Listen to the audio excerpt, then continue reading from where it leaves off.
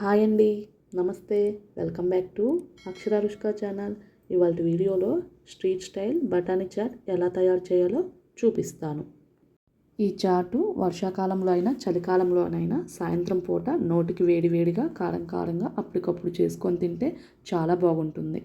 ముందుగా ఒక బౌల్ తీసుకొని ఒక కప్పు వైట్ పీస్ని శుభ్రంగా వాష్ చేసుకొని ఇలా 7 to 8 అవర్స్ వరకు నానబెట్టుకోవాలి. ఈ విధంగా నానబెట్టిన బఠానీలను ఒక కుక్కర్లోకి ట్రాన్స్ఫర్ చేసుకోవాలి.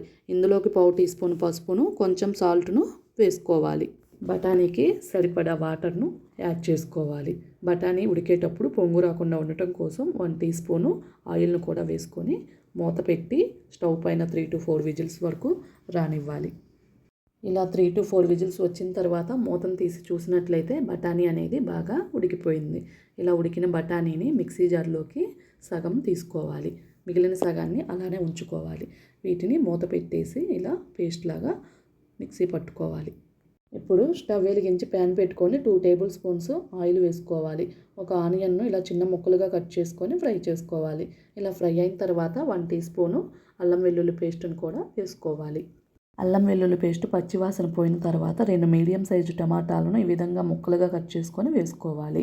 ఈ విధంగా ముక్కలు సాఫ్ట్గా అయిన తర్వాత మనం మిక్సీ పట్టుకున్న బఠానీ పేస్ట్ను యాడ్ చేసుకోవాలి.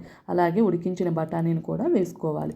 1/2 టీ స్పూన్ పసుపును, రుచికి సరిపడా సాల్ట్ను, 1 teaspoon red chilli powder, 1/2 teaspoon ధనియాల పౌడరు, 1/2 టీ స్పూన్ జీలకర్ర powder, 1 teaspoon chaat masala పౌడర్ను కూడా వేసుకోవాలి.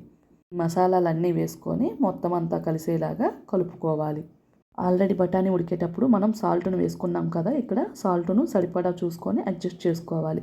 ఇక్కడ బఠానీ ఉడకటం కోసం సరిపడా వాటర్ను యాడ్ చేసుకొని ఫ్లేమ్ని లోలోనే పెట్టుకొని 5 నుంచి 10 నిమిషాల వరకు ఉడికించుకోవాలి. ఈ విధంగా ఉడికిన తర్వాత స్టవ్ ఆపేసి దీన్ని ఒక బౌల్లోకి సర్వ్ అవుట్ చేసుకోవడమే.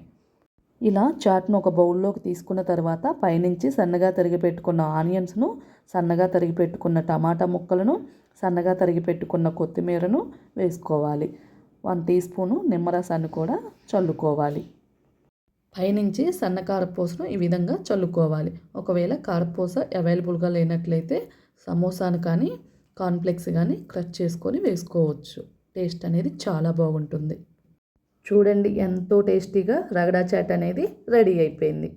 వర్షాకాలంలో అయినా చలికాలంలో అయినా ఎప్పుడైనా జలుబు చేసినప్పుడైనా నోటికి వేడివేడిగా కారం కారంగా తినాలనిపించినప్పుడు ఈ స్ట్రీట్ స్టైల్ రగడా చాట్ను తయారు చేసుకొని తినండి.